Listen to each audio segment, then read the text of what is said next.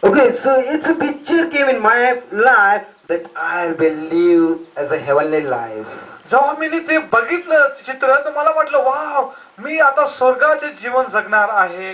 When the God created the human being in His own image, and God given everything in the Eden of garden, जेव्हा देवाने मानवला आपल्या स्वरूपामध्ये बनवला, देवाने आम्हाला सगळं काय ते बागामध्ये दिला होता. and God came to meet each other. आणि देव स्वतः ईदनच्या भागामध्ये त्यांच्या सोबत होता, आदम आणि हव्वाच्या सोबत. And they were enjoying in the garden, आणि ते स्वतः दोघं आनंदित तिकडे होते देवा सोबत. but the Satan came and destroyed the family life.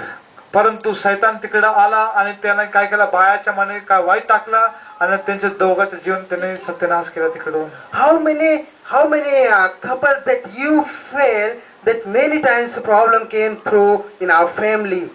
तुम्हाला किती असं जोडी इकडे बसलेला आहे, पती पत्नी, ज्यांना असं त्यांच्या कौटुंबिक जीवनामध्ये, त्यांच्या जीवनामध्ये कौटुंबिक समस्या आले. When the Adam was alone, there was no problem. जेव्हा मानव एकटा होता, आदम एकटा होता, त्याला समस्या नव्हता.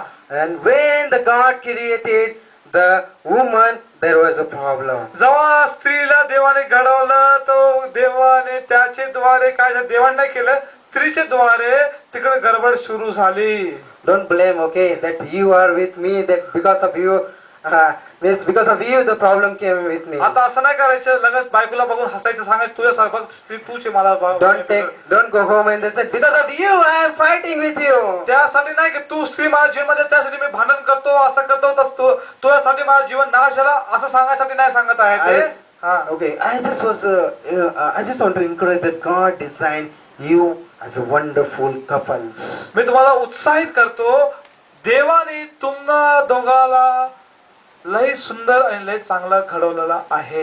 So what is the marriage, the meaning of marriage? तो मग लग्नाचा खरा काय बोलतो, अर्थ काय आहे?